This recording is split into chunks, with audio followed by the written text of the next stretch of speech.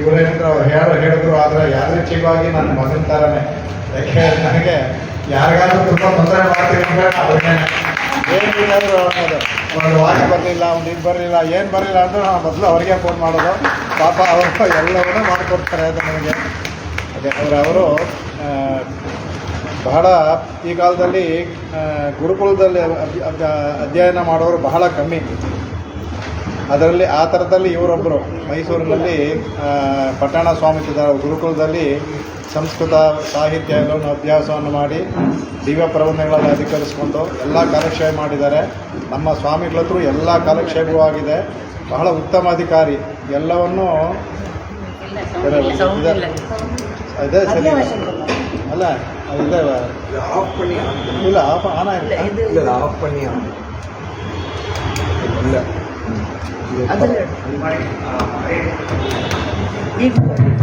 ಸರಿ. ಅವರು ಪಟ್ಟಣ ಸ್ವಾಮಿ ಇದ್ದಾರೆ, ಅವರು ಗುರುಕುಲದಲ್ಲಿ ಅಧ್ಯಯನ ಮಾಡಿದವರು. ಎಲ್ಲವನ್ನು ತಿರುಗಿ ಅದೇ ಪ್ರಾಬ್ಲಮ್. ಎಲ್ಲ ಸಂಸ್ಕೃತ ಕಾವ್ಯ ಎಲ್ಲವನ್ನೂ ಇದು ಮಾಡಿದ್ದಾರೆ, ಎಲ್ಲ ಗ್ರಂಥಗಳನ್ನು ಮಾಡಿದ್ದಾರೆ. ಸ್ವಾಮಿಗಳ ಹತ್ರ ಕಾಲಕ್ಷೇಪ. ನನ್ನ ಹೇಳಿದೆ ನಿಮಗೆ, ನಮ್ಮ ಸ್ವಾಮಿಗಳು ಒಂದು ಪರಾಕೋಶ ಇನ್ಸ್ಟಿಟ್ಯೂಟ್ ಅಂತ ಮಾಡಿ ಅದರಲ್ಲಿ ಅನೇಕ ಇವರ ಕೈಕರ್ಯ ಸುಮಾರು ಗ್ರಂಥಗಳನ್ನು ಇವರು ತಮ್ಮ ಬಿಡುವಿನ ಸಮಯದಲ್ಲಿ ತಮ್ಮ ಇದು ಅದೇನಪ್ಪ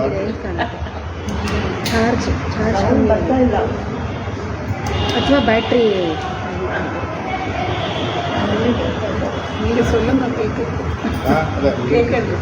ಸೊ ಅವರ ಬಿಡುವಿನ ಸಮಯದಲ್ಲಿ ಆ ಎಲ್ಲವನ್ನೂ ಗ್ರಂಥಗಳನ್ನು ಹಾಕಿ ಇದರಲ್ಲಿ ಮಾಡಿ ಎಲ್ಲ ಮಾಡಿ ಮಾಡ್ತಾ ಇದ್ದಾರೆ ಅವರು. ಬಹಳ ಇದು ಎಲ್ಲದರಲ್ಲೂ ಉಭಯ ವೇದಾಂತ ಅಂತ ಹೇಳ್ಬೋದು. ಎಲ್ಲದರಲ್ಲೂ ಋಗ್ವೇದಿ ಅವರು ಋಗ್ವೇದ ಅಧ್ಯಯನ ಮಾಡ್ತಾ ಇದ್ದಾರೆ. ಬಟ್ ಎಲ್ಲವನ್ನೂ ಅದು ಮಾಡಿದ್ದಾರೆ. ಇವತ್ತು ಅವರು ಅದ್ಭುತವಾದ ಆರಿಸ್ಕೊಂಡಿರುವ ಗ್ರಂಥ ಬಹಳ ಇದು ಸಂಕಲ್ಪ ಸೂರ್ಯೋದಯ. ಏನಪ್ಪ ಭಾಷೆಕಾರರು ಅಂತ ಹೇಳಿದರೆ ಸಂಕಲ್ಪ ಸೂರ್ಯೋದಯ ದೇಶಿಕದಾಯಿತಲ್ಲ ಅನ್ನೋದಂತ ಅದರಲ್ಲಿ ಬಹಳ ವಿಶೇಷ ಇದೆ. ಸ್ವಾಮಿ ದೇಶಿಕನ್ಗೆ ಅವರಿಗೆ ಒಂದು ಬಹಳ ತೊರೆ. ಅವರಿಗೆ ನಾನು ನೇರವಾಗಿ ಭಾಷೆಕಾರ ಶಿಷ್ಯನಾಗಿದ್ದರೆ ಎಷ್ಟು ಚೆನ್ನಾಗಿತ್ತು ಅಂತ ಅವರು ಬಹಳ ಅವರಿಗೆ ಇದು, ನಾನು ನೇರವಾಗಿ ಶಿಷ್ಯನಾಗಿಲ್ಲ ಅಂದ್ಬಿಡುವಂತ ಅವ್ರಿಗೊಂದು ಬಹಳ ತೊರೆ. ಅದಕ್ಕೆ ಈ ಸಂಕಲ್ಪ ಸ್ವರೂಪದಲ್ಲಿ ಅವರು ಇವರಿಗೆ ಹೇಳೋ ಥರ ಅನುಶಾಸನ ಮಾಡೋ ಥರ ಅಂತ ಅಂದ್ಕೊಂಡು ಬರೆದಿದ್ದಾರೆ. ಆ ಒಂದು ಅಂಕದ ಬಗ್ಗೆ ಅವರು ಇದು ಮಾಡ್ತಾರೆ. ಅವರು ಬಹಳ ಅವರು ತಿರುಪವ ಕಾಲಕ್ಷೇಪ ಆಗಲಿ, ಅವರು ಇಲ್ಲ ನಮ್ಮ ಭಗವದ್ ವಿಷಯದೆಲ್ಲ ಎಲ್ಲವನ್ನೂ ಹೇಳ್ತಾರೆ. ಅವರು ಬಹಳ ಇದು ವಯಸ್ಸಿನವರು ಚಿಕ್ಕದಾದರೂ ಸಹ ಕೀರ್ತಿ ದೊಡ್ಡದು ಅಂತಾರಲ್ಲ ಅಂತಾರ ಇದು. ಅದಕ್ಕಿಂತ ಹೆಚ್ಚಾಗಿ ಈಗ ಒಂದು 2 ತಿಂಗಳ ಹಿಂದೆನೇ ಅವರು ಗೃಹಸ್ಥಾಶ್ರಮಕ್ಕೆ ಕಾಲಿಟ್ಟಿದ್ದಾರೆ. ಇಟ್ಟು ಮಾಡಿ ಅದರಲ್ಲಿ ಉಪಸಾಂತಿಗಳೆಲ್ಲ ಇಟ್ಕೊಂಡು ಅದನ್ನು ಮಾಡಬೇಕು ಅಂದ್ಬಿಟ್ಟು ಅದು ಹೇಗೆ ಪ್ರೇರಣೆ ಗೊತ್ತಿಲ್ಲ, ಆದರೆ ಇಟ್ಕೊಂಡು ಮಾಡ್ತಾ ಇದ್ದಾರೆ. ಉಪಸಾಂತಿಗಳು ತಾಲಿಬಾನ್ಗಳನ್ನ ಇಟ್ಕೊಂಡು ಮಾಡ್ತಾ ಇದ್ದಾರೆ. ಆದರೆ ಬಹಳ ಅಭಿಮಾನ ನಮ್ಮ ವಿಷಯದಲ್ಲಿ. ನಾನು ಏನಿದ್ರು ಫಸ್ಟ್ ತೊಂದರೆ ಮಾಡೋದು ಅವರಿಗೆ. ಕ್ಲಾಸ್ ಇರಲಿ ಹೇಗಿರಲಿ, ನನಗೆ ವಾಯ್ಸ್ ಬರ್ತಾ ಇಲ್ಲ ಗೊತ್ತಾಗ ತಕ್ಷಣ ಅದನ್ನ ಮಾಡಿ ಹೇಳಿ ಎಲ್ಲವನ್ನೂ ಮಾಡಿಕೊಡ್ತಾರೆ. ಆ ಥರ ಬಹಳ ಇದು ನಮಗೆ ಒಂಥರ ಆತ್ಮಬಂಧುತ್ವ ಅನ್ನೋದು ಎಲ್ರಿಗೂ ಇದೆ. ನನಗೆ ಬಹಳ ಬೇಕಾದವರು. ಅವ್ರಿಗೆ ಅವ್ರು ಏನು ಕೊಡ್ತಾರೋ ನಾನಂತವ್ರು ತೊಂದರೆ ಕೊಡ್ತಾನೆ ಇರ್ತೀನಿ ಅವ್ರಿಗೆ. ಹಾಗಾಗಿ ಇವತ್ತು ತುಂಬ ಸಮಯ ಬೇಡ ಅವ್ರಿಗೆ ಮಾತಾಡ್ತಾ ಇದ್ರ ಬಗ್ಗೆ.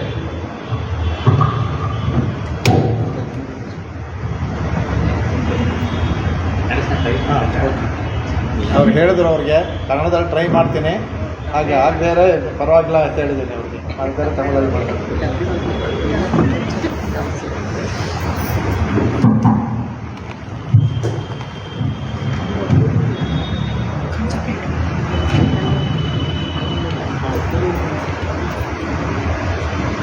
यस्या भवद्भक्तजनार्तिहन्तुः पितृत्वमन्येष्वविचार्यतूर्णं सम्भेदतारस्तमनन्यलभ्यं लक्ष्मीनृसिंहं शरणं प्रपद्ये।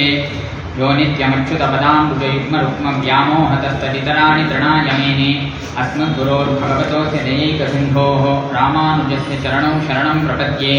श्रीमान् वेङ्कटनाथार्य कवितार्किककेसरी वेदान्ताचार्यवर्यो मे सन्निधत्तां सदा हृदि। केशवार्य कृपापात्रं श्रीशमादिगुणातमं श्रीहठार्यतीशानं देशिकेन्द्रमहं भजे। श्रीमद्रङ्गशठारिपुण्यमिवराल्लब्धागमान्तद्वयं श्रीमद्वीररघूद्वहाद्यहठचित्पादारविन्दाश्रयं श्रीमद्वेदवतं सदेष्कयते कारुण्यवीक्षास्पदं सेवे रङ्गधुरीणशासनवशं नारायणं योगिनं वेदान्तदेशिकयतीन्द्रकटाक्षलब्धत्रय्यन्तधारमनमद्यगुणं बुधाभ्यं नारायणाद्य इति भव्यकृपाभिषिक्तं श्रीरङ्गनाथैतिहेश्वरमाश्रयामः श्रीमते श्रीवंशठकोपश्रीरङ्गनाथैतीन्द्रमहादेशिकाय नमः। प्रणामं लक्ष्मणमुनिः प्रतिगृह्णातु मामकं प्रसादयति यत्सूक्तिः स्वाधीनपथिकां श्रुतिं वन्दे यतीन्द्रमनिशं यत्सूक्त्यमृतवाहिनी ಸಂಸಾರಸರ್ಪಸಂದಷ್ಟಜೀವಜೀವಾತುರದ್ಭುತ.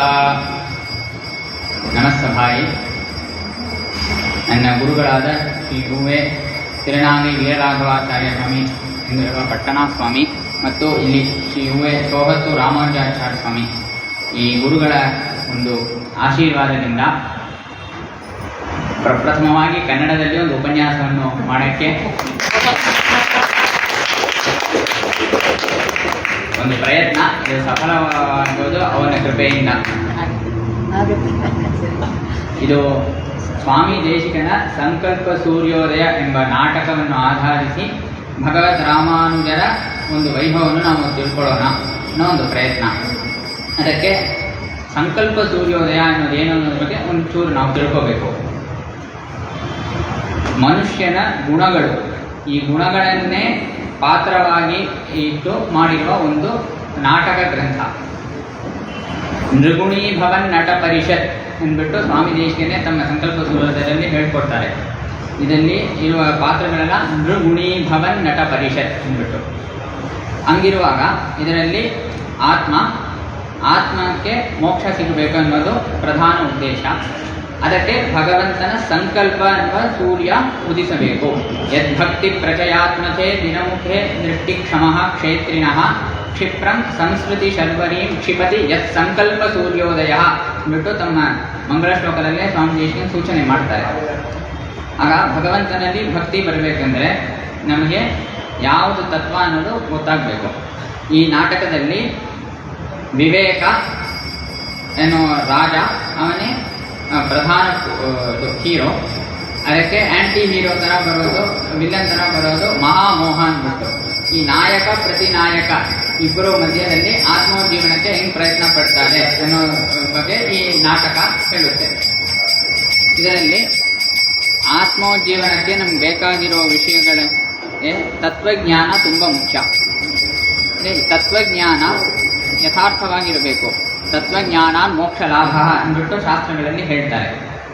ಹಂಗಿರುವಾಗ ನಮಗೆ ಹಿಂಗೆ ತತ್ವಜ್ಞಾನ ಬರಬೇಕು. ಏಕೆಂದರೆ ಬೇರೆ ಮತದವರೆಲ್ಲ ಇದ್ದಾರೆ, ಅವ್ರು ಬಂದು ವಾದ ಮಾಡಿದಾಗ ನಮಗೆ ಒಂದು ಸಂಶಯ ಬರುತ್ತೆ. ಒಂದು ವೇಳೆ ಅವ್ರು ಹೇಳೋದೇ ಸರಿಯಾಗಿರುತ್ತೋ, ನಾವು ಅವ್ರ ಮತವನ್ನೇ ಅವಲಂಬಿಸಬಹುದು ಅನ್ನೋ ಒಂದು ಸಂಶಯ ಬರುತ್ತೆ. ಹಂಗಿರದೆ ತತ್ವಜ್ಞಾನ ಸ್ಥಿರವಾಗಿರಬೇಕು. ಇಲ್ಲಿ ಮಹಾಮೋಹ ಅನ್ನೋನು ಏನು ಮಾಡ್ತಾನೆ, ಈ ಆತ್ಮಕ್ಕೆ ನಾವು ಉಜ್ಜೀವನ ಸಿಗಬಾರದಂತೆ ಮಾಡಬೇಕು. ಅದಕ್ಕೆ ಬೇರೆ ಮತದವರನ್ನೆಲ್ಲ ನಾವು ಕರ್ಕೊಂಡ್ಬಿಟ್ಟು ವಾದ ಮಾಡೋಣ ಅಂದ್ಬಿಟ್ಟು. ಆಗ ಈ ವಿವೇಕ ಮಹಾರಾಜನಿಗೆ ಅಯ್ಯೋ ಹಿಂಗಾಗ್ಬಿಟ್ರೆ ಏನು, ಅವನು ಇಡೀ ಜಗತ್ತೇ ಇರಬಾರ್ದು. ಯಾಕೆಂದರೆ ಯಾರಿಗೂ ಮೋಕ್ಷ ಸಿಗಲ್ಲ ಅಂದರೆ ಎಲ್ಲರೂ ಹಿಂಗೆ ಇರ್ತಾರೆ ಅಲ್ವಾ, ಜಗತ್ತಲ್ಲಿ ಒಳ್ಳೇದೇ ಇರಲ್ಲ, ಯಾರಿಗೂ ಒಳ್ಳೇದೇ ಆಗಬಾರ್ದು ಅನ್ನೋ ಥರ ಮಾಡ್ತಿದ್ದಾನಲ್ವಾ, ಹಿಂಗೆ ನಡಿಬಾರ್ದು. ಹಂಗಂದರೆ ಪ್ರತಿಪಕ್ಷಿಗಳ ಜೊತೆ ವಾದ ಮಾಡೋಕ್ಕೆ ನಮ್ಮವ್ರು ಯಾರಾದ್ರು ಬೇಕಲ್ವಾ ಅಂದಾಗ ಇಲ್ಲಿ ಸ್ವಾಮಿ ದೇಶಿಕನ್ ಏನು ಮಾಡಿದ್ದಾರೆ, ಸಿದ್ಧಾಂತ ಎನ್ನುವಂಥ ಪಾತ್ರ, ವಾದ ಎನ್ನುವಂಥ ಪಾತ್ರ, ಈ ಎರಡು ಪಾತ್ರಗಳ ಮೂಲಕ ಅವರು ವಾದವನ್ನು ನಡೆಸ್ತಾರೆ. ಇದು ಸ್ವಪಕ್ಷವನ್ನು ಸ್ಥಾಪನೆ ಮಾಡೋಕ್ಕೆ. ಅಲ್ಲಿ ಸಿದ್ಧಾಂತ ಎನ್ನುವುದು ಸಾಕ್ಷಾತ್ ಭಗವದ್ ರಾಮಾನುಜರು ಮತ್ತು ಅವರ ಶಿಷ್ಯರಾಗಿ ಸ್ವಾಮಿ ದೇಶಿಕನ್ ಬರ್ತಾರೆ, ಅದೇ ವಾದ. ಸಿದ್ಧಾಂತ ವಾದಗಳು ಬೇರೆ ಯಾರೂ ಅಲ್ಲ, ಭಗವದ್ ರಾಮಾನುಜರು ಮತ್ತು ಸ್ವಾಮಿ ದೇಶಿಕನ್ ಇವರಿಬ್ಬರೇ ಬಂದು ವಾದ ಮಾಡ್ತಾರೆ. ಇದೇ ಸಂಗತಿ. ಇವಾಗ ರಾಜ್ಯ ಸಭೆಗೆ ಇವರಿಬ್ಬರು ಬರ್ತಾರೆ. ಬಂದಾಗ ಅಲ್ಲಿ ಸಾಕ್ಷಾತ್ ಭಗವದ್ ರಾಮಾನುಜರೇ ಗುರುವನ್ನು ಸಿದ್ಧಾಂತ ರೂಪದಲ್ಲಿರೋದ್ರಿಂದ ಅವರು ಪ್ರಥಮವಾಗಿ ಶಿಷ್ಯನಿಗೆ ಒಂದು ವಿಷಯ ಹೇಳ್ತಾರೆ. ಹೇ ಆಯುಷ್ಮನ್, ಅವಧಾರಿತ ಪರಮಾರ್ಥೇನ ಪ್ರತಿಭಟ ಕಥಕ ಲಂಕಾಭಟ ಹನುಮತ ಭವತ ಸ್ಥೂಣಾನಿಖನನ ನ್ಯಾಯೇನ ಸಂಚಾಲಿತ ನಿಷ್ಕಂಪ್ಯಂ ಅಧ್ಯಾತ್ಮತತ್ವಂ ಅವಗಚ್ಛಾಮಿ ಅಂದ್ಬಿಟ್ಟು. ಹೇ ಶಿಷ್ಯನೇ, ನೀನು ಒಳ್ಳೆ ಆಯುಷ್ಮನ್ ಅಂದರೆ ಅವರಿಗೆ ಆಶೀರ್ವಾದ ಮಾಡ್ತಾರೆ. ಹೇ ಆಯುಷ್ಮನ್, ನೀನು ಈಗ ಇನ್ನೂ ವಾದನೆ ಶುರು ಆಗಿಲ್ಲ. ಆದರೂ ಇವರೇನು ಎಂಥ ಒಂದು ಕಾನ್ಫಿಡೆನ್ಸ್ ಇರುತ್ತೆ ಇವರಲ್ಲಿ ಅಂದರೆ, ನಿನ್ನಿಂದ ಈ ಸಿದ್ಧಾಂತ ಸುರಕ್ಷಿತವಾಗಿದೆ ಅಂತ ನಾನು ಅಂದ್ಕೋತೀನಿ. ಏಕೆಂದರೆ ನೀನು ಇಲ್ಲಿರುವ ವಾದಿಗಳೆಲ್ಲ ಲಂಕೆಯಲ್ಲಿರುವ ಪ್ರತಿಭಟರಂತೆ. ಆ ಲಂಕೆಯಲ್ಲಿರುವ ಪ್ರತಿಭಟರಿಗೆ ಹನುಮಂತ ಎಂಥ ಕಾಟ ಕೊಟ್ಟನೋ ಅಂಥ ಕಾಟ ನೀನು ಕೊಟ್ಟು ಅವರನ್ನೆಲ್ಲ ಹೋಗಲಾಡಿಸಿ ನಮ್ಮ ಸಿದ್ಧಾಂತವನ್ನು ಸ್ಥೂಣಾನಿಖನನ ನ್ಯಾಯನ ಸ್ಥಾಪನೆ ಮಾಡ್ತೀಯಾ. ಅಂದರೆ ಒಂದು ಕಂಬವನ್ನು ನೆಡ್ತೀವಿ, ಕಂಬವನ್ನು ನೆಟ್ಟಾಗ ಅದನ್ನು ಅಲ್ಲಾಡಿಸಿ ಅದು ಸ್ಥಿರವಾಗಿದೆಯಾ ಇಲ್ಲ ನೋಡ್ತೀವಿ. ಅದೇ ಥರ ಸ್ಥೂಣಾನಿಖನನ ನ್ಯಾಯದಿಂದ ನಮ್ಮ ಸಿದ್ಧಾಂತವನ್ನು ನೀನು ಸಂರಕ್ಷಿಸ್ತೀಯಾ ಅಂದ್ಬಿಟ್ಟು ಇನ್ನೂ ನಡೆದೇ ಇಲ್ಲ. ಆದರೂ ಇವರಿಗೆ ಒಂದು ಅಷ್ಟು ವಿಶ್ವಾಸ ತಮ್ಮ ಶಿಷ್ಯರ ಮೇಲೂ ಮತ್ತು ತಮ್ಮ ಸಂಪ್ರದಾಯದ ಮೇಲೂ. ಆದ್ದರಿಂದ ನೀನು ಚೆನ್ನಾಗಿ ವಿಷಯಗಳನ್ನು ತಿಳ್ಕೊಂಡಿದ್ಯಾ, ನೀನು ವಾದ ಮಾಡಿದ್ರೆ ಖಂಡಿತ ಜಯ ನಿಂದೇ ಆಗಿರುತ್ತೆ ಅನ್ನೋದ್ರಿಂದ ಸ್ಥೂಣಾನಿಖನನ ನ್ಯಾಯೇನ ಸಂಚಾಲಿತ ನಿಷ್ಕಂಪ್ಯಂ ಅಧ್ಯಾತ್ಮ ತತ್ವಂ ಅವಗಚ್ಛಾಮಿ. ಈಗ ಶಿಷ್ಯರಿಗೆ ತುಂಬ ಸಂತೋಷ. ಆಚಾರ್ಯರು ಇಷ್ಟು ಚೆನ್ನಾಗಿ ನಮ್ಮನ್ನು ಆಶೀರ್ವಾದ ಮಾಡಿದಾರಲ್ಲ ಅಂದ್ಬಿಟ್ಟು ಈಗ ಅವರು ಅಂಜಲಿಬದ್ಧವಾಗಿ ಒಂದು ವಿನಯದಿಂದ ಹೇಳ್ತಾರೆ, ಭಗವನ್ನೇ ದಿವ್ಯೇನ ಯತೀಂದ್ರ ವೇಷೇಣ ದತ್ತಾತ್ರೇಯೈವ ಸಂದೃಶ್ಯತೆ ಯೋಸೌ ಮಹರ್ಷಿಭಿಃ ಅನುಸ್ಮರ್ಯತೆ ಕಾಣಾದ ಶಾಕ್ಯ ಪಾಷಂಡೈಃ ತ್ರಯೀ ಧರ್ಮೋ ವಿಲೋಪಿತಃ ತ್ರಿದಂಡಧಾರಿಣಾ ಪೂರ್ವಂ ವಿಷ್ಣುನಾ ರಕ್ಷಿತಾ ತ್ರಯೀ ಅಂದ್ಬಿಟ್ಟು ಇಲ್ಲಿ ಇವರು ಭಗವದ್ ರಾಮಾನುಜರು ಯತೀಂದ್ರ ವೇಷದಿಂದ ಕೂತಿದ್ದಾರೆ. ಇವರನ್ನು ನೋಡಕ್ಕೆ ಹೆಂಗಿದೆ ಅಂದರೆ ಸಾಕ್ಷಾತ್ ದತ್ತಾತ್ರೇಯರಂತೆ ಇದೆ ಅಂದ್ಬಿಟ್ಟು. ದತ್ತಾತ್ರೇಯರು ಏನು ಮಾಡಿದ್ರು ಅನ್ನೋದನ್ನು ಇಲ್ಲಿ ಸ್ವಾಮಿ ದೇಶಿಕನೇ ತೆಗೆದು ತೋರಿಸ್ತಿದ್ದಾರೆ. ಅವರು ಕಾಣಾದ ಶಾಕ್ಯ ಪಾಷಂಡೈಹಿ ತ್ರಯೀ ಧರ್ಮ ವಿಲೋಪಿತಃ. ಕಾಣಾದರು ಅಂದರೆ ವೈಶೇಷಿಕರು, ಅದೇ ಥರ ಶಾಕ್ಯರು ಅಂದರೆ ಬೌದ್ಧರು, ಪಾಷಂಡರು ಅಂದರೆ ಯಾರು ಭಗವಂತನನ್ನು ಇತರರ ಜೊತೆ ಸಮಾನವಾಗಿ ಅಂದ್ಕೋತಾರೋ ಅವರು ಪಾಷಂಡರು. ಈ ಕಾಣಾದರು ಅಂದರೆ ವೈಶೇಷಿಕರು, ಬೌದ್ಧರು, ಪಾಷಂಡರು ಇವರೆಲ್ಲ ಏನು ಮಾಡಿದ್ದಾರೆ ಸೇರಿ ತ್ರಯೀ ಧರ್ಮ ಅಂದರೆ ವೇದದ ಧರ್ಮ ಅಂದರೆ ಏನು ಕರ್ಮಾನುಷ್ಠಾನಗಳು, ಏನು ಜ್ಞಾನಾಂಶ ಇದೆ ಇದರನ್ನೆಲ್ಲ ಒಪ್ಕೊಳ್ಳೆ ಅದಕ್ಕೆ ಬೇರೆ ಬೇರೆ ಥರ ಸಿದ್ಧಾಂತಗಳನ್ನು ಹೇಳಿ ವೇದದ ಧರ್ಮವನ್ನು ಅವರು ಹಂಗೆ ನಾಶ ಮಾಡಿಬಿಟ್ಟಿದ್ದಾರೆ. ಆ ಸಮಯದಲ್ಲಿ ದತ್ತಾತ್ರೇಯರು ಅವತರಿಸಿ ತನ್ನ ಕೈಯಲ್ಲಿ ತ್ರಿದಂಡವನ್ನು ಧರಿಸಿ ತ್ರಿದಂಡಧಾರಿಣಾ ಪೂರ್ವಂ ವಿಷ್ಣುನಾ ರಕ್ಷಿತಾ ತ್ರಯೀ, ಭಗವಂತನೇ ಏನು ಮಾಡ್ದ ದತ್ತಾತ್ರೇಯರಾಗಿ ಅವತರಿಸಿದ. ಆವಾಗ ತನ್ನ ಕೈಯಲ್ಲಿ 3 ದಂಡವನ್ನಿಟ್ಕೊಂಡು ಏನೋ ಒಂದೊಂದು ದಂಡದಿಂದ ಒಂದೊಂದು ಮತವನ್ನು ತಾನು, ಯಾಕೆಂದರೆ ಇರೋದು ಕಾಣಾದ ಶಾಕ್ಯ ಅಂದರೆ ಬೌದ್ಧ ಮತ್ತು ಪಾಷಂಡರು, ಈ 3 ಜನರನ್ನು ದಂಡಿಸಕ್ಕಾಗೆ 3 ದಂಡ ಎನ್ನುವ ಹಾಗೆ ಕೈಯಲ್ಲಿ ತ್ರಿದಂಡವನ್ನು ಇಟ್ಕೊಂಡು ವಿಷ್ಣುವಿನ ಅವತಾರವಾಗಿ ದತ್ತಾತ್ರೇಯರು ಅವತರಿಸಿದರು. ಆವತ್ತು ದತ್ತಾತ್ರೇಯರು ತ್ರಿದಂಡವನ್ನು ಇಟ್ಕೊಂಡಿದ್ರು, ಸನ್ಯಾಸಿಯಾಗಿದ್ರು. ಅದೇ ಥರ ನೀವು ಸನ್ಯಾಸಿಯಾಗಿ ತ್ರಿದಂಡವನ್ನು ಕೈಯಲ್ಲಿ ಇಟ್ಕೊಂಡು ನನಗೆ ಕಾಣಿಸ್ತಾ ಇದ್ದೀರಾ. ಅದಕ್ಕೆ ನಿಮಗೂ ಅವ್ರಿಗೂ ಎಷ್ಟೊಂದು ಸಾಮ್ಯವಿದೆ. ಇನ್ನೊಂದು ಏನಂದರೆ ಈ ಸನ್ಯಾಸಾಶ್ರಮದ ಬಗ್ಗೆನೂ ನಾವು ತಿಳ್ಕೋಬೇಕು. ಸನ್ಯಾಸಾಶ್ರಮದಲ್ಲಿ ತ್ರಿದಂಡ ಧಾರಣ ಅನ್ನೋದು ತುಂಬ ಮುಖ್ಯ. ಏಕೆಂದರೆ ಕೆಲವೊಬ್ಬರು ಸನ್ಯಾಸಿಗಳೆಲ್ಲ ಏಕದಂಡ ಧಾರಣೆ ಮಾಡ್ತಾರೆ. ಏಕದಂಡ ಧಾರಣೆ ಮಾಡಬಾರ್ದು, ತ್ರಿದಂಡ ಧಾರಣೆಯನ್ನೇ ಮಾಡಬೇಕು ಅನ್ನೋದಕ್ಕೆ ಪ್ರಮಾಣ ಏನಂದರೆ ದತ್ತಾತ್ರೇಯರು. ಯಾಕೆಂದರೆ ಈ ಸನ್ಯಾಸಾಶ್ರಮಕ್ಕೆ ವಿಷ್ಣು ಲಿಂಗ ಅಂತ ಹೆಸರು. ವಿಷ್ಣು ಲಿಂಗ ಅಂದಿರುವಾಗ ವಿಷ್ಣುವೇ ಅವತರಿಸಿ, ಸಾಮಾನ್ಯವಾಗಿ ಭಗವಂತ ಅವತರಿಸಿದಾಗ ಶಸ್ತ್ರಪಾಣಿಯಾಗಿರ್ತಾನೆ. ಇಲ್ಲಿ ಶಾಸ್ತ್ರಪಾಣಿಯಾಗಿದ್ದು ಶಾಸ್ತ್ರಗಳನ್ನೆಲ್ಲ ಉಪದೇಶಿಸಿ ಆ ಮತಗಳನ್ನೆಲ್ಲ ಖಂಡಿಸಿದ್ದಾನೆ. ಅಂಥ ಸಮಯದಲ್ಲಿ ಅವನು ತ್ರಿದಂಡವನ್ನೇ ಇಟ್ಕೊಂಡಿದ್ದರಿಂದ ಇದೇ ನಮಗೆ ಅನಾದಿ ಕಾಲದಿಂದ ಬಂದಿರುವ ಸಂಪ್ರದಾಯ. ಏಕದಂಡ ಅನ್ನೋದು ಅವರು ಸನ್ಯಾಸಿ ವೇಷ ಹಾಕೊಂಡಾಗಲೂ ತ್ರಿದಂಡವನ್ನೇ ಧರಿಸಿದರು, ಏಕದಂಡವನ್ನು ಧರಿಸಿಲ್ಲ. ಅದು ಮಾತ್ರವಲ್ಲದೆ ಕಾಳಿದಾಸ ರಘುವಿನ ಬಗ್ಗೆ ಹೇಳ್ತಾನೆ ರಘುವಂಶದಲ್ಲಿ, ಸಕಿಲ ಆಶ್ರಮಂ ಅಂತ್ಯಮಾಶ್ರಿತಃ ಅಂದ್ಬಿಟ್ಟು. ಅಂದರೆ ರಘು ಮಹಾರಾಜ ಅಂತ್ಯಾಶ್ರಮ ತುರಿಯಾಶ್ರಮವನ್ನು ಸ್ವೀಕರಿಸಿದ, ಸನ್ಯಾಸಾಶ್ರಮವನ್ನು ಸ್ವೀಕರಿಸಿದ ಅಂದ್ಬಿಟ್ಟು. ಅಲ್ಲಿ ಮಲ್ಲಿನಾಥರವರು ವ್ಯಾಖ್ಯಾನ ಮಾಡ್ತಾರೆ, ಮುಖಜಾನಾಂ ಅಯಂ ಧರ್ಮ ಯದ್ ವಿಷ್ಣೋರ್ ಲಿಂಗಧಾರಣಂ ಇತಿ ಯದ್ಯಪಿ ಕ್ಷತ್ರಿಯಸ್ಯ ಸನ್ಯಾಸ ನಿಷೇಧವಪ್ಯ ಅಸ್ತಿ ತಥಾಪಿ ಬಾಹುಜಾತ ಊರುಜಾತಾನಾಂ ತ್ರಿದಂಡಂ ನ ವಿಧೀಯತೆ. ಅಂದರೆ ಅಲ್ಲೇನು ಹೇಳಿದೆ, ಸಾಮಾನ್ಯವಾಗಿ ಕ್ಷತ್ರಿಯರಿಗೆ ಸನ್ಯಾಸಾಶ್ರಮ ವಿಧಿಸಿಲ್ಲ, ಆದರೂ ಇವನು ತಗೊಳ್ತಾ ಇದ್ದಾನೆ ಅಂದರೆ ಅದಕ್ಕೆ ಇನ್ನೊಂದು ವಚನವನ್ನು ನೋಡಬೇಕು. ಇನ್ನೊಂದು ವಚನ ಏನು ಹೇಳುತ್ತೆ, ಮುಖಜಾನಾಂ ಅಯಂ ಧರ್ಮ ಯದ್ ವಿಷ್ಣೋರ್ ಲಿಂಗಧಾರಣಂ. ಅಂದರೆ ಮುಖಜ ಅಂದರೆ ಮುಖದಿಂದ ಹುಟ್ಟಿರುವ, ಭಗವಂತನ ಮುಖದಿಂದ ಹುಟ್ಟಿರುವ ಬ್ರಾಹ್ಮಣರು ಅಂತ. ಆ ಬ್ರಾಹ್ಮಣರಿಗೆ ಇದು ಧರ್ಮ ಅಂದರೆ ತ್ರಿದಂಡ ಧಾರಣ.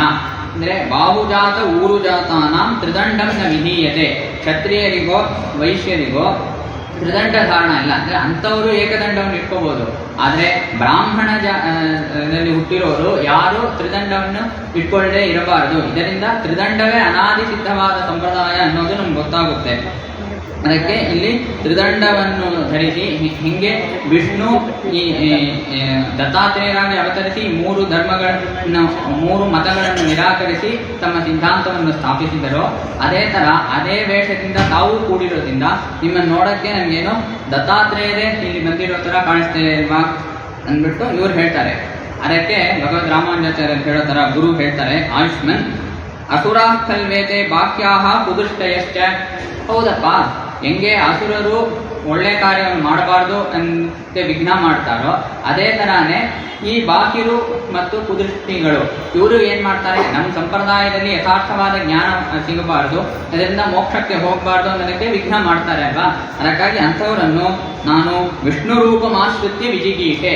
ಈ ವಿಷ್ಣು ರೂಪ ಅಂತ ಹೇಳ್ತಿದ್ದಾರೆ. ವಿಷ್ಣು ರೂಪ ಅಂದ್ರೆ ಅವ್ರು ಹೇಳಿದಂಗೆ ವಿಷ್ಣು ದತ್ತಾತ್ರೇಯರಾಗಿ ಅವತರಿಸಿ ದತ್ತಾತ್ರೇಯ ರೂಪವನ್ನು ಧರಿಸಿದರು ಅಂದಾಗೂ ಇರ್ಬೋದು. ಅಥವಾ ಸನ್ಯಾಸಾಶ್ರಮಕ್ಕೆ ವಿಷ್ಣುಲಿಂಗ ಹೇಳಿದ ಸನ್ಯಾಸಾಶ್ರಮವನ್ನು ಸ್ವೀಕರಿಸಿದರೂ ಸನ್ಯಾಸಿಗಳಾಗಿರೋದು ಸಾಮಾನ್ಯವಾಗಿ ವಾದಕ್ಕೆ ಹೋಗಿ ಇನ್ನೊಬ್ಬರನ್ನೆಲ್ಲ ಗೆಲ್ಲಬಾರ್ದು ಅನ್ನೆಲ್ಲ ಹೇಳಿದೆ.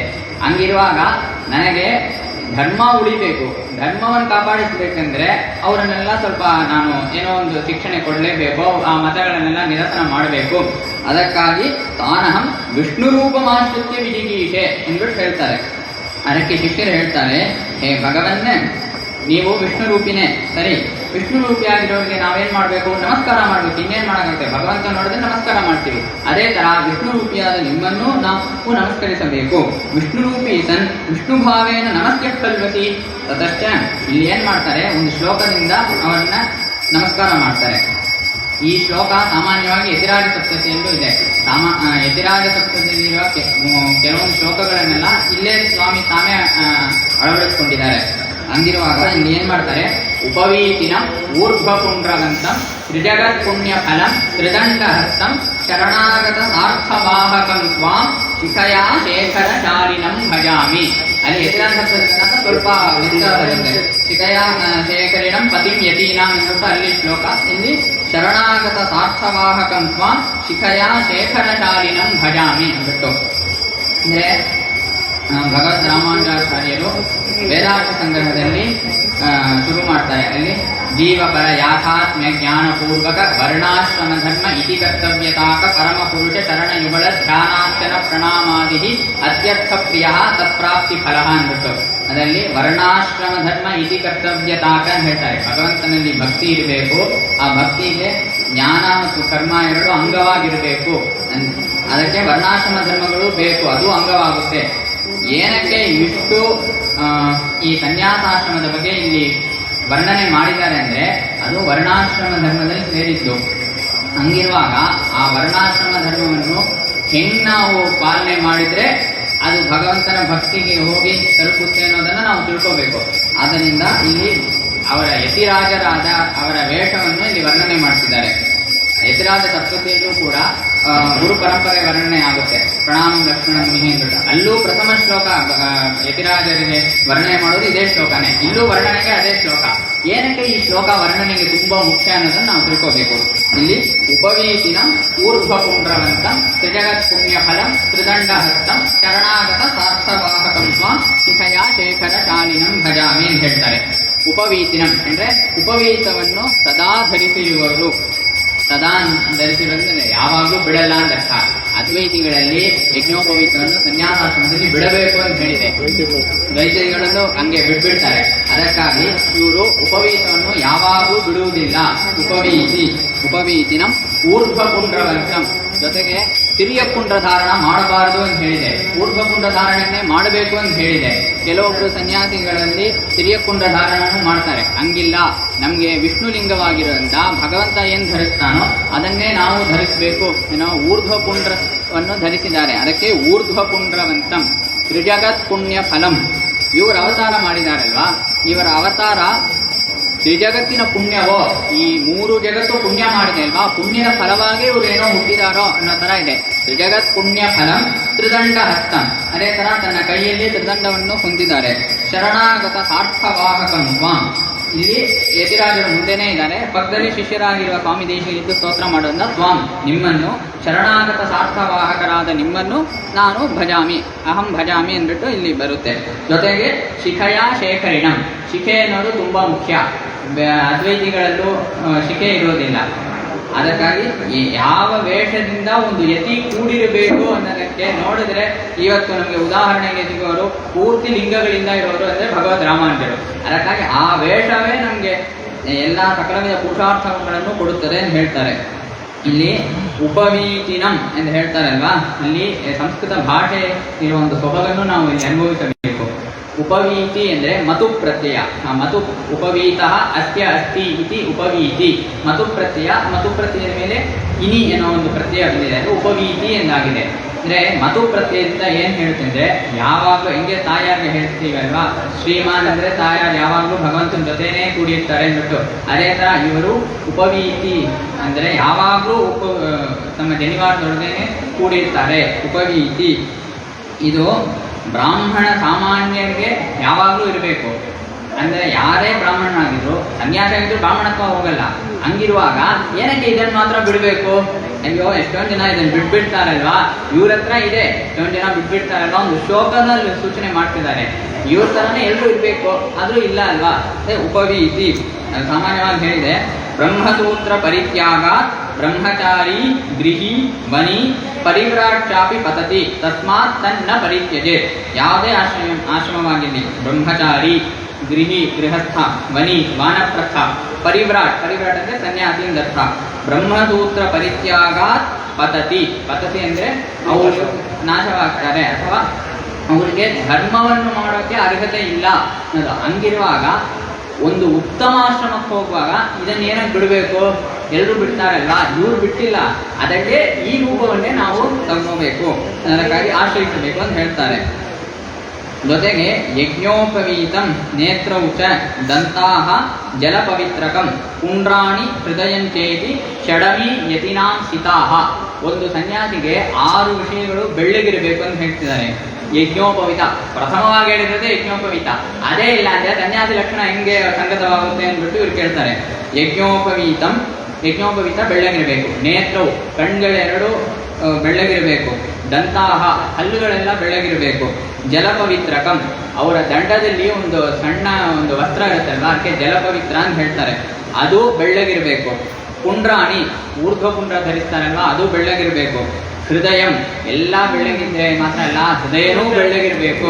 ಅದಕ್ಕೆ ಯಜ್ಞೋಪವಿತ್ರಂ ನೇತ್ರೌಚ ದಂತಾಹ ಜಲಪವಿತ್ರಕಂ ಪುಂಡ್ರಾಣಿ ಹೃದಯಂಚೇತಿ ಷಡಮಿ ಯತಿನಾಂ ಸಿತಾಹ. ಇವೆಲ್ಲವೂ ಬೆಳ್ಳಗಿರಬೇಕು ಅಂತ ಹೇಳಿದೆ. ಹಂಗೆ ಯಜ್ಞೋಪವೀತನೇ ಇಲ್ಲ ಅಂದ್ರೆ ಲಕ್ಷಣ ಹೆಂಗಪ್ಪ ಸಂಗತವಾಗುತ್ತೆ. ಆದ್ರಿಂದ ಇದು ಇರಬೇಕು ಅಂದ್ಬಿಟ್ಟು ಹೇಳ್ತಾರೆ. ನೋಡಿದ್ರೆ ಭಗವಂತನು ಇದನ್ನು ಧರಿಸ್ತಾನೆ.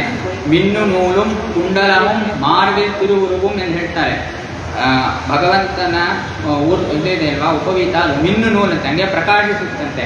ಅದೇ ಥರ ಇವ್ರಿಗೂ ಪ್ರಕಾಶಿಸ್ತಾ ಇದೆ ಎಂಬೆರುಮಾನಾಗಿ. ಅದಕ್ಕೆ ಉಪವೀತಿನಂ ಅಂತ ಪ್ರಥಮವಾಗಿ ಅದನ್ನೇ ಹೇಳ್ತಿದ್ದಾರೆ. ಅದು ಆಕರ್ಷಿಸ್ತಾ ಇದೆ. ಇವ್ರು ನೋಡಿದ ತಕ್ಷಣ ಯಜ್ಞೋಪವೀತಗಳನ್ನು ಆಕರ್ಷಿಸಿ ಸ್ತೋತ್ರ ಮಾಡೋಕ್ಕೆ ಶುರು ಮಾಡಿದಾಗಲೇ ಅಲ್ಲಿಂದ ಸ್ತೋತ್ರ ಮಾಡೋಕ್ಕೆ ಶುರು ಮಾಡ್ತಾರೆ. ಉಪವೀತಿನಂ ಯಾರು ಭಗವಂತ ಧರಿಸ್ತಿದ್ದಾನೆ, ಭಗವಂತ ಮಾತ್ರ ಧರಿಸೋದಿಲ್ಲ. ಇವರು ಯಾವ ಸಂಪ್ರದಾಯದಲ್ಲಿ ಬಂದಿದ್ದಾರೋ ಆಳ್ವಾರ್ಗಳ ಸಂಪ್ರದಾಯ, ಮಿನ್ನು ನೂಲು ಬಿಟ್ಟು ಸಿಗ್ತಾನೆ. ಪೆರುಮಾಳ್ ಹೆಂಗೆ ಮಿನ್ನು ನೂಲಾಗಿದ್ದಾರೋ ಅದೇ ಥರ ಆಳ್ವಾರು ಮಿನ್ನು ನೂಲು ಬಿಟ್ಟು ಸಿಗ್ತಾನೆ. ಭಗವಂತ ಆದಮೇಲೆ ಆಳ್ವಾರ್ಗಳು, ಆಚಾರ್ಯರು, ಈ ಸಂಪ್ರದಾಯದಲ್ಲಿರೋರೆಲ್ಲ ಹಿಂಗೆ ಧರಿಸಿದ್ದಾರೆ. ಅದಕ್ಕಂತೆ ಎಂಬೆರುಮಾನರು ಧರಿಸಿದ್ದಾರೆ. ಇದೇ ಒಂದು ಸಂಪ್ರದಾಯವನ್ನು ಕಾಪಾಡುವುದು ಅನ್ನೋದನ್ನು ತೋರಿಸ್ಕೊಡ್ತಿದ್ದಾರೆ. ಅದಕ್ಕೆ ಈಗ ಇಲ್ಲಿ ನೋಡಿದ್ರು ಉಪವೀತದಿಂದ ಸ್ವಲ್ಪ ಮೇಲೆ ನೋಡಿದ್ರೆ ಮುಖ ಕಾಣಿಸುತ್ತೆ. ಊರ್ಧ್ವ ಪುಂಡ್ರವಂತಂ. ಇಲ್ಲಿ ಕೆಳಗೆ ನೋಡಿ ಮೇಲೆ ನೋಡಿದಾಗ ಊರ್ಧ್ವ ಪುಂಡ್ರ ಕಾಣಿಸ್ತಿದೆ. ಅದಕ್ಕೆ ಊರ್ಧ್ವ ಪುಂಡ್ರ ಎಂದು ಹೆಸರು ಬಂತು ಅಂತ ಕೇಳಿದ್ರೆ, ಅದಕ್ಕೆ ಪುರತಾಳ್ವಾನ್ ಒಂದು ತಮ್ಮ ವರದರಾಜದಲ್ಲಿ ಕೇಳ್ತಾರೆ. ಉದ್ಧರತ್ಯುಪರಿ ಭಕ್ತ ಜನಾನಿತಿ ಊರ್ಧ್ವತಾಶ್ರಯಣ ಸೂಚಿತ ಶಕ್ತಿಂ ಊರ್ಧ್ವಪುಂಡ್ರ ತಿಲಕಂ ಬಹುಮಾನ ಕಿಂ ಬಿಭರ್ಷಿ ವರದಸ್ವಲಲಾಟೆ ಅಂದ್ಬಿಟ್ಟು. ಇದಕ್ಕೆ ಏನಕ್ಕಪ್ಪ ಊರ್ಧ್ವಪುಂಡ್ರ ಅಂತ ಹೆಸರು ಅಂದರೆ, ಊರ್ಧ್ವತಾಶ್ರಯಣ ಸೂಚಿತ ಶಕ್ತಿಂ ಭಕ್ತ ಜನ ಊರ್ಧ್ವಂ ಉದ್ಧರತಿ. ಇದನ್ನು ಧರಿಸಿದರೆ ಭಕ್ತ ಜನರು ಮೇಲಕ್ಕೆ ಹೋಗ್ಬೋದು, ಮೋಕ್ಷಕ್ಕೆ ಹೋಗ್ಬೋದು. ಭಕ್ತ ಜನ ಊರ್ಧ್ವಂ ಉದ್ಧರತಿ, ಮೇಲ್ಗಡೆಗೆ ಉದ್ಧರಿಸುತ್ತದೆ. ಜನರ ಕಾರ್ಯಕ್ಕೆ ಊರ್ಧ್ವತಾಶ್ರಯಣ ಶಕ್ತಿ ಇದೆ, ಮೇಲಕ್ಕೆ ಕರ್ಕೊಂಡು ಹೋಗುವ ಶಕ್ತಿ ಇದೆ ಅನ್ನೋದು ನಿಮ್ಗೆ ಗೊತ್ತಾಯಿತು. ಅವರೆಲ್ಲ ಧರಿಸ್ತಿದ್ದಾರೆ, ನಮ್ಮ ಭಕ್ತರು ಅವರೇ ಧರಿಸ್ತಿದ್ದಾರೆ, ನಮ್ಮ ಭಕ್ತರೇ ಧರಿಸಿರುವಾಗ ನಾವು ಧರಿಸಬಾರ್ದಾ ಅಂದ್ಬಿಟ್ಟು ನಿಮ್ಗೆ ಒಂದು ಅಭಿಮಾನ ಬಂತು ಅದ್ರ ಮೇಲೆ. ಅದಕ್ಕೇನು ನೀನು ಊರ್ಧ್ವಪುಂಡ್ರವನ್ನು ಧರಿಸ್ತಿದ್ಯಾ ಅಂದ್ಬಿಟ್ಟು ಕೂಡ ತಗೊಂಡು ವರದರಾಜನ್ ಕೇಳ್ತಾರೆ. ಆ ಥರ ಭಗವಂತನೇ ಆ ಒಂದು ಅಭಿಮಾನದಿಂದ ಧರಿಸುವುದು ಊರ್ಧ್ವಪುಂಡ್ರ. ಆ ಊರ್ಧ್ವಪುಂಡ್ರವನ್ನು ಇಲ್ಲಿ ಎಂಬೆರುಮಾನ ಧರಿಸಿದ್ದಾರೆ.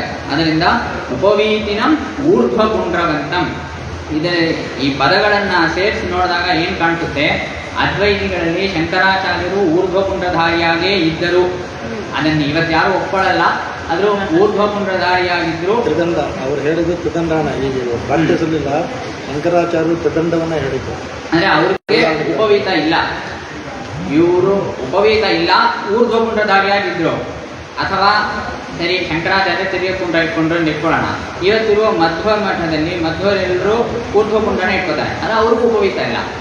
ಉಪವೀತವೂ ಇದ್ದು ಊರ್ಧ್ವಪುಂಡ್ರವಾಗಿರೋರು ಭಗವದ್ ರಾಮಾನುಜರು ಒಬ್ಬರೇ.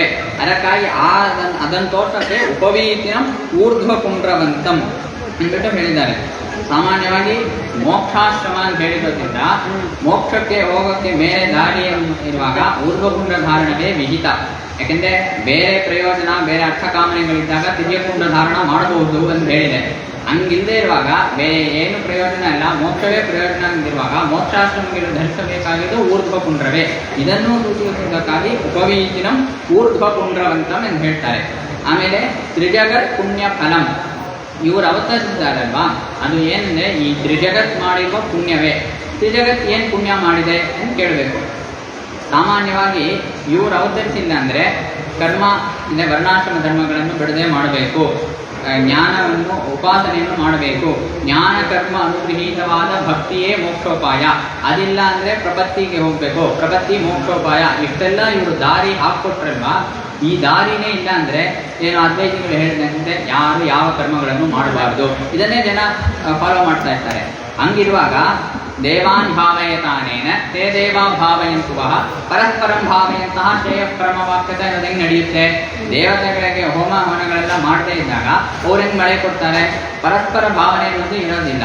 ಹಂಗಿದ್ದಾಗ ಕರ್ಮಗಳೆಲ್ಲ ಹೋಗುತ್ತೆ, ದೇವತೆಗಳಿಗೆ ಆಹುತಿ ಸಿಗಲ್ಲ. ಈಗ ದೇವತೆಗಳು ಅಯ್ಯೋ ಏನಪ್ಪ ಮಾಡೋದು, ನಮ್ಗೆ ಆಹುತಿಯಿಂದ ಸಿಗಲ್ಲ ಅಲ್ವಾ, ಆಯಿತು ನಾವು ಏನಾದ್ರು ಪುಣ್ಯ ಮಾಡಿದರೆ ಈ ಜಗತ್ತಲ್ಲಿ ಏನಾದರೂ ಒಂದು ಪರಿವರ್ತನೆ ಆಗಬೇಕು ಅಂದಾಗ ರಾಮಾನುಜರು ಹುಡ್ತಾರಂತೆ. ಇದು ದೇವತೆಗಳಿಗೆ ಮಾತ್ರ ಅಲ್ಲ, ದೇವತೆಗಳಿಗೆ ಹೆಂಗೆ ಈ ಥರ ಮನದಲ್ಲಿ ಒಂದು ಕೊರತೆ ಇದೆಯೋ ಅದೇ ಥರ ಇಲ್ಲಿರುವ ಶಿಷ್ಟರು ಒಂದು ಕೆಲವೊಬ್ಬರು ಇರ್ತಾರೆ. ಅವರಿಗೆ ಯಾರು ಹೆಂಗೆ ಬೇಕಂದ್ರೆ ಹೋಗಲಿ, ನಾವು ನಮ್ಗೆ ಹೆಂಗೆ ಹೇಳಿದ್ವಿ ಹಂಗೆ ಪಾಲನೆ ಮಾಡ್ಕೊಂಡು ಹೋಗೋಣ ಅನ್ನೋ ಒಂದು ಮನಸ್ಥಿತಿ ಇರುತ್ತೆ. ಹಂಗಿರುವಾಗ ನಾವು ಮಾಡ್ತಿದ್ದೀವಿ, ನಾವು ಒಂದು ಒಳ್ಳೆ ಕೆಲಸ ಮಾಡಿದ್ರೆ ಸಹಾಯ ಮಾಡೋಕ್ಕೂ ಜನ ಬೇಕಲ್ವಾ. ಎಲ್ಲರೂ ಅದ್ವೈತಿಗಳು ಹೇಳಿದ್ದನ್ನೇ ಕೇಳಿಕೊಂಡು ಬೇರೆ ಥರ ಹೋದರೆ ಯಾರು ಸಹಾಯ ಮಾಡ್ತಾರೆ? ಸೊ ನಮಗೂ ಈ ಥರ ಒಂದು ಧರ್ಮ ಕಾರ್ಯ ಮಾಡೋಕ್ಕೆ ಆಸೆ ಇದ್ರೂ ಅದು ನೆರವೇರಲ್ಲ ಅನ್ನೋ ಕೊರತೆ ಇರುತ್ತೆ. ಇವ್ರಿಗೂ ಒಂದು ಕೊರತೆ ಇರುತ್ತೆ, ದೇವತೆಗಳಿಗೂ ಕೊರತೆ ಇರುತ್ತೆ. ಅದಕ್ಕಾಗಿ ತ್ರಿಜಗತ್ ಪುಣ್ಯ ಫಲ ಇವರೆಲ್ಲ ಅಯ್ಯೋ ಯಾವಾಗಪ್ಪ ಇದೆಲ್ಲ ಹೋಗುತ್ತೆ. ಇದಕ್ಕೆ ಉದಾಹರಣೆ ಹೆಂಗೆಂದರೆ ಇಲ್ಲಿರುವ ಮನುಷ್ಯರು, ಬ್ರಾಹ್ಮಣರು, ಋಷಿಗಳು, ದೇವತೆಗಳು ಎಲ್ಲರೂ ಯಾವಾಗಪ್ಪ ರಾಮ ಹೋಗ್ತಾನೆ, ಈ ರಾವಣ ಹೋಗ್ಬೇಕಲ್ವಾ, ನಮಗೆ ಪುಣ್ಯ ನಾವೇನಾದ್ರು ಪುಣ್ಯ ಮಾಡಿದರೆ ಈ ರಾವಣ ನರಕದಿಂದ ನಮಗೆ ಒಂದು ಉದಾಹರಣೆ ಸಿಗ್ಬೇಕಲ್ವಾ ಅಂದ್ಬಿಟ್ಟು ಮನಸ್ಸಲ್ಲಿ ಅಂದ್ಕೊಂಡಿರ್ತಾರೆ.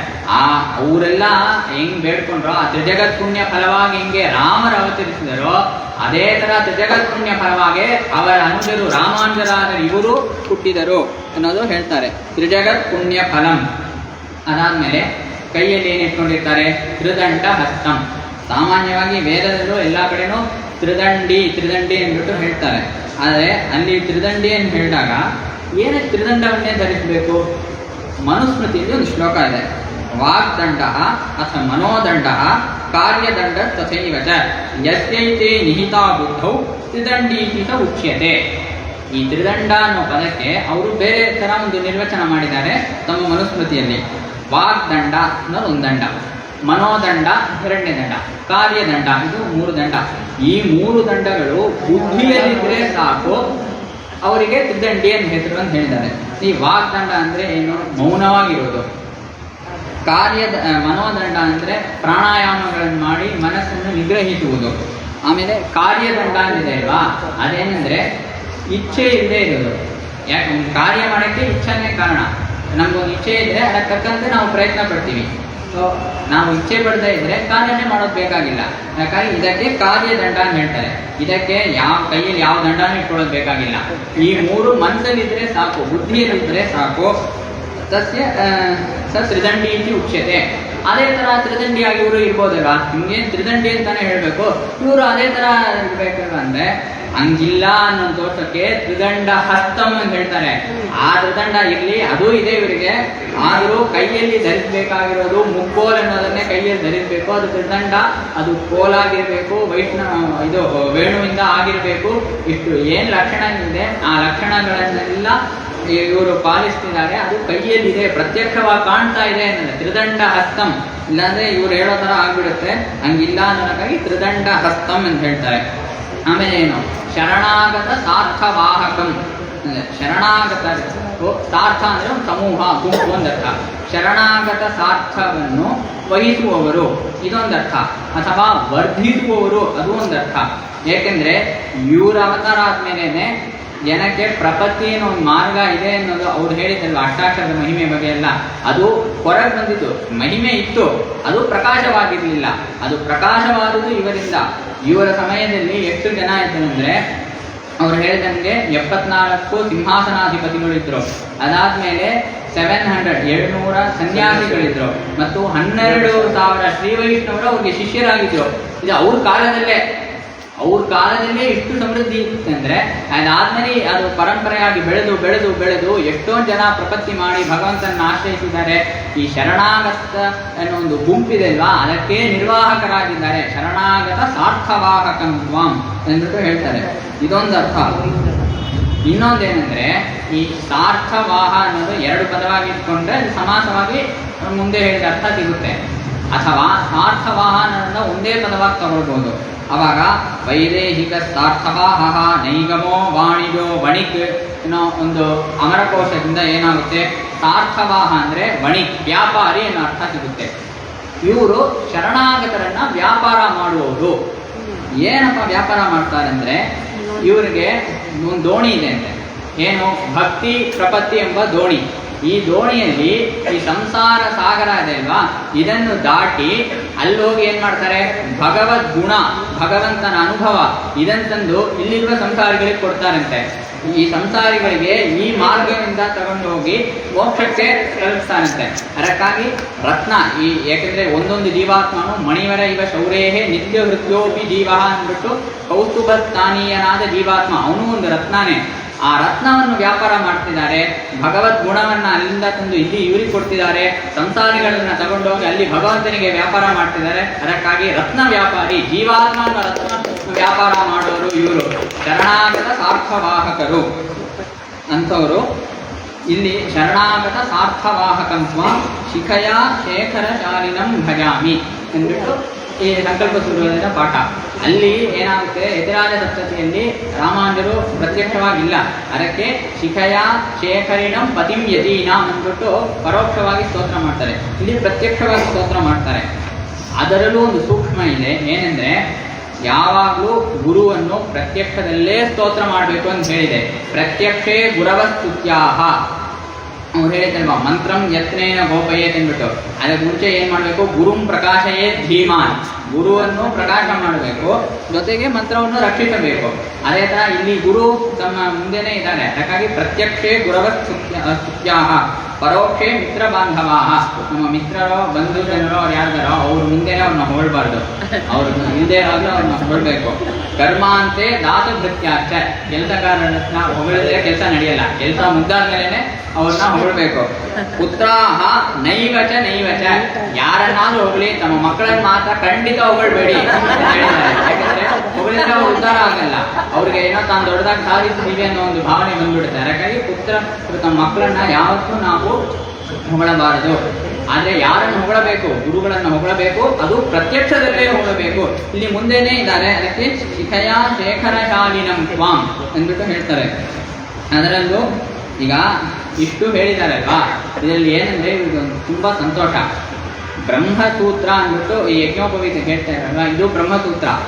ಈ ಬ್ರಹ್ಮಸೂತ್ರ ಹಾಕೊಂಡಿರುವ ಒಂದು ಸನ್ಯಾಸಿ ಇವರು ಹೇಳಿ ಬ್ರಹ್ಮಸೂತ್ರ ಅರ್ಥಗಳನ್ನೆಲ್ಲ ನಾವು ತಿಳ್ಕೊತೀವಲ್ವಾ. ಎಷ್ಟೊಂದು ಜನ ಬ್ರಹ್ಮಸೂತ್ರ ಇಲ್ಲದೆ ಬ್ರಹ್ಮಸೂತ್ರಕ್ಕೆ ಅರ್ಥ ಮಾಡ್ತಿದ್ದಾರೆ. ಅಂತ ಸ್ಥಿತಿ ನಮ್ಗಿಲ್ಲ ಅಲ್ವಾ. ಬ್ರಹ್ಮಸೂತ್ರ ಹಾಕೊಂಡು ಬ್ರಹ್ಮಸೂತ್ರಕ್ಕೆ ವ್ಯಾಖ್ಯಾನ ಮಾಡಿದಾರಲ್ವಾ.